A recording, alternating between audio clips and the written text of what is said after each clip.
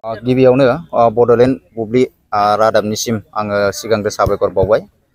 दिनै जोङो मुसलपुर जिल्ला युथ इउपिपिएल हिसाबै जोङो दिनै जोंनि बेन्दोङाव थानाय जोंहा मोनब्रै ब्लक बा मोनब्रै ब्लकनिनो नैबे मुसलपुर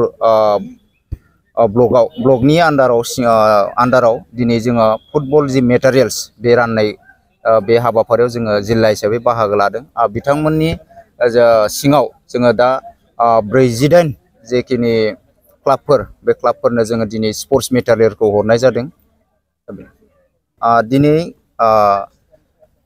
प्रमद बर' सारनि दैदेननायाव दिनै लाइमोनफोरखौ दिनै खेला दुलायावल' नङा माखासे बिथिङाव जे जौगानाय लाबोनो थाखाय माखासे जिखिनि थांखि आरो नोजोर लानानै दिनै खामानि मावबाय दङ। दा बे हिसाबैनो दिनै गेलेनाय फारसेबो लाइमोनफोरखौ मोनसे गोहो गोनां खालामनो थाखाय दिनै बे हाबाफारिखौ लानाय जादों। आं दिनै जोबोद गोजोननाय मोनदों, मानो होनोब्ला दिनै जा बिबानखौ लानानै दिनै जोंनि मुसलपुर समस्तिनि गोबां लाइमोनफोरनो बा दिनै 48टा गेलेग्रा टीमनो जोङो नैबे स्पर्ट्सनि मेटेरियल्सखौ रानना होनो हानायनि थाखाय जोबोद गोजोननाय मोनदों। आरो जोंनि बिटिआरनि CM प्रमद बर' सारखौ साबायखर बावदों। आरो लोगोसे जोंनिनो नैबे मुसलपुर समस्तिनि EM राकेश ब्रह्म बिथांखौबो आङो ब्लक इउथनि आफादगिरि जानानै साबायखर बावहरदों। जा बिबानाव आं थानानै दिनै लाइमोनफोरनो मेटेरियल्सखौ मोनहोनो हादों आरो खेलानि बिथिङाव बिथांमोना जे डेभेलप जासिननो हायो बिनि थाखाय आङो बिथांमोननिसिम मिजिंथिहरदों। आरो बिथांमोना जेन खेलाखौबो गेलेनायखौबो फरायनायजों लोगोसे लांफानानै दिनै बुहुमाव नामदांखा बा भारताव नामदांखा बा आसामाव बा दिनै मुसलपुर बायदि नैबे ओनसोलखौ मुंखौ लाखिलांनो हायो। बेखायनो आं बेखिनिखौनो बुंनानै बिथांमोनखौ इयुनाव जेन बिथांमोननि इयुना सोरां जाथोंखौ आङो मिजिंथिहरो। আজি আমাৰ মুছলপুৰ সমষ্টিৰ আণ্ডাৰত যিমানখিনি ক্লাব আছে এই ক্লাববিলাকো আমি আজি ইয়াত স্পৰ্টছ মেটেৰিয়েলছ আমি ইয়াত বিতৰণ কৰা হৈছে আমাৰ মুছলপুৰ ব্লক কমিটি ইউপিপিএলৰ আমাৰ অফিচৰ সেই ফিল্ডত। কেইটা ক্লাবক দিয়া হৈছে? আমি 48 ক্লাবক দিয়া হৈছে। আজি 12টা প্ৰাইমাৰী আমি চাৰিটাকে আমি চিলেকশ্যন কৰিছোঁ আৰু তেখেতসকলে আজি মেটেৰিয়েলছটো দিয়া হৈছে। ইয়াত আমাৰ ফুটবল, ইয়াত কিপাৰৰ কাৰণে গ্লভছ, মোজা আৰু ইফালে আপোনাৰ নেট দোকান আৰু জাৰ্চি।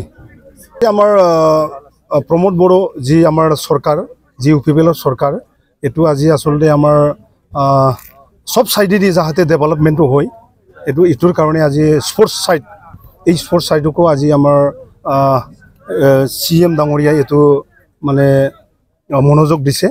তো আমাৰ এনেকুৱা স্পৰ্টছ মানে ল'ৰা ছোৱালী আছে স্পৰ্টছমেন, তো আজিতো আচলতে বহুত আমাৰ ল'ৰা ছোৱালীবোৰে যি স্পৰ্টছত আগুৱাই আছে তেখেতসকলে আকৌ আৰু যাতে আমাৰ বিটিআৰ অঞ্চলৰ পৰাও বাহিৰত মানে ভাল খেলুৱৈ হয় আৰু বিটিআৰ অঞ্চলত যিখিনি আমাৰ স্পৰ্টছমেন আছে তেখেতসকলক যাতে ইণ্টাৰনেশ্যনেল লেভেলত লৈ যাব পাৰে, এইটোৰ কাৰণে আচলতে এইটো মানে আজি চেষ্টা দিয়া হৈছে। প্ৰশিক্ষকটো এতিয়া মানে যিটো প্ৰশিক্ষকৰ লাইনতো এতিয়া চিষ্টেমেটিকেলি এইটো কিছুমান জাগাত এতিয়া মানে প্ৰশিক্ষণো দি আছে। মুছলপুৰ সমষ্টিটো এতিয়া দিয়াৰ কাৰণে যোজা চলি আছে।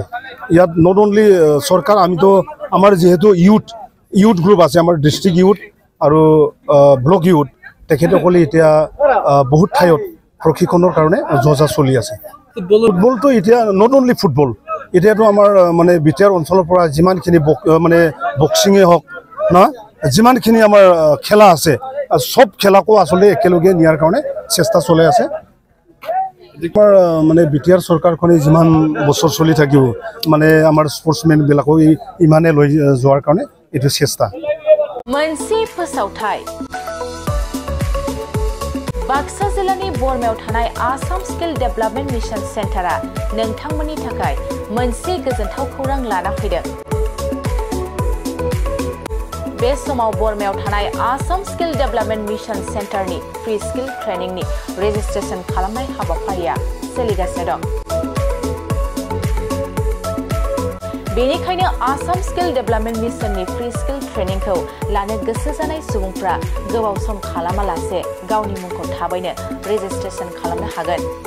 बेयाव थानाय सोलोंनो गोनां हाबाफारिफ्रानो जाबाय पिकजारि आरो बेककीपार आरो नोंथाङा बे फ्रि स्किल ट्रेनिंखौ लानो थाखाय थाखो 8 उथ्रिसारनाय जानांगोन। नोंथाङा बेसेन नाङै मुं थिसननायजों लोगोसे बेसेन नाङै जाग्रा आदार आरो थानायनिबो सुबिदाखौ मोननो हागोन। लोगोसे रेजिस्ट्रेशन खालामनायाव गोनांथि जानाय माखासे डकुमेन्ट्सफोरानो जाबाय 2 copies passport photo', marksheet, bank passbook, ST certificate, Aadhaar कार्डजों लिंक थानाय mobile number, employment exchange registration certificate. नोंथाङा आबुङै मिथिनो थाखाय 8011133336 बे जानबुं नम्बरनि गेजेरजों जगाजग खालामनो हागोन।